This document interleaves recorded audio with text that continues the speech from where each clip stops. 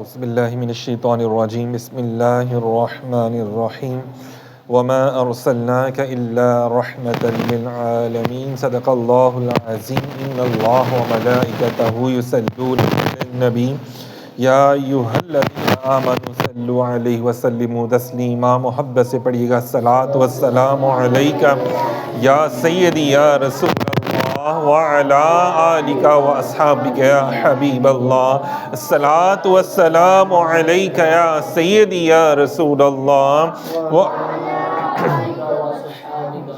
حبيب الله الصلاة والسلام عليك يا سيدي يا رحمة للعالمين وعلى آلك وأصحابك يا سيدي يا خاتم النبيين۔ سامعین محترم، رمضان المبارک سے جو پہلا مہینہ آتا ہے نا، شعبان المعظم کا مہینہ، ماشاءاللہ وہ شروع ہو چکا ہے۔ ہم نے پہلے بھی جیسے اس کی کچھ فضیلتیں بیان کی تھی کہ رجب کے حوالے سے حضور آقا کریم علیہ السلام نے فرمایا کہ رجب جو ہے وہ بیج لگانے کا مہینہ ہے، یہ اللہ تعالیٰ کا مہینہ ہے۔ فرمایا شعبان جو ہے وہ پانی دینے کا مہینہ، جو ہم نے بیج لگایا نا اس کو کھاد دینے کا مہینہ ہے۔ مطلب انہوں نے فرمایا کہ یہ میرا مہینہ ہے، اور رمضان کیا ہے؟ پھل پانے کا، مطلب یہ امت کا مہینہ ہے۔ تو اس طرح آقا علیہ السلام نے شعبان المعظم کی جو ہے نا ماشاءاللہ سے رجب، شعبان اور رمضان کی فضائل حضور نے بیان فرمائے۔ شعبان المعظم جو ہے وہ اسلامی سال کا 8واں قمری مہینہ ہے۔ اس کو بہت زیادہ رحمت برکت ہے۔ سب سے بڑی بات یہ ہے کہ خود رحمت للعالمین آقا علیہ السلام نے ارشاد فرما دیا کہ یہ میرا مہینہ ہے، تو حضور کیا ہے؟ رحمت للعالمین ہے۔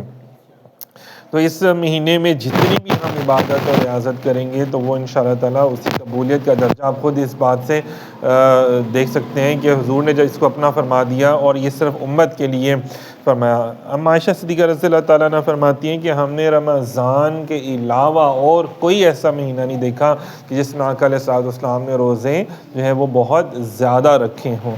مطلب یہ امت کی تربیت کے لیے نا، حضور علیہ السلام تو ویسے بھی مہینوں میں، عام دنوں میں بھی روزے رکھا کرتے تھے، لیکن امت کی تربیت کے لیے کہ رمضان کی تیاری جو ہے وہ آپ اس انداز میں کریں۔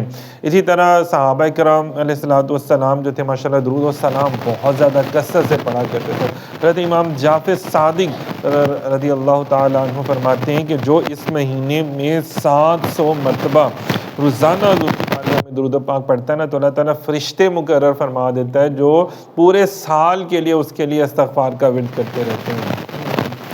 سبحان اللہ کہنا بنتا ہے ویسے کچھ باتوں پہ نا، کہ جب آپ درود پڑھتے ہیں تو آپ کے ساتھ فرشتے اللہ تعالیٰ قائم مقرر فرما دیتے ہیں اور وہ آپ کے لیے استغفار کرتے رہتے ہیں۔ کتنی بڑی پیاری سی بات ہے نا۔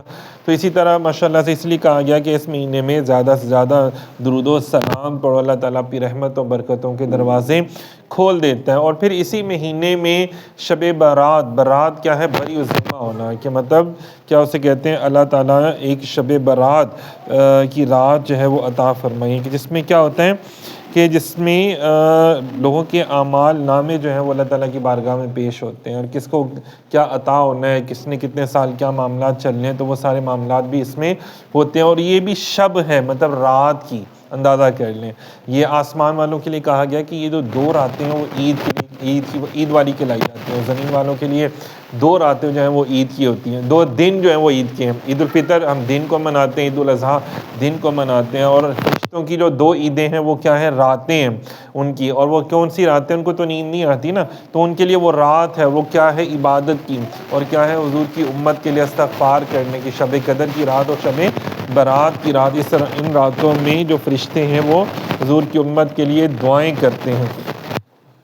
اسی طرح حضرت مولا علی شیر خدا رضی اللہ تعالیٰ عنہ فرماتے ہیں کہ حضور علیہ السلام سے مروی کہ جب نصف شعبان کی شب ہوا کرے تو شب بیداری کیا کرو اور دن کو روزہ رکھا کرو، کیونکہ اللہ تعالیٰ اس رات غروب آفتاب سے ہی آسمان دنیا میں نزول فرماتا ہے۔ اللہ تعالیٰ فرماتا ہے سن لو کون استغفار کرتا ہے کہ میں اسے بخش دوں، کون ہے جو مجھ سے رزق مانگنے والا کہ میں اس کو رزق عطا کر دوں، سن لو کون مصیبت میں مبتلا ہے کہ میں اسے عافیت عطا کر دوں، سن لو کون روزی مانگتا ہے میں اس کو روزی عطا کروں، کون ایسا ہے یہاں تک کہ فجر ہو جاتی ہے۔ اندازہ کریں کہ یہ ابن ماجہ میں بھی اس کو بیان کیا گیا اور مشکاۃ شریف میں بھی اس حدیث پاک کو بیان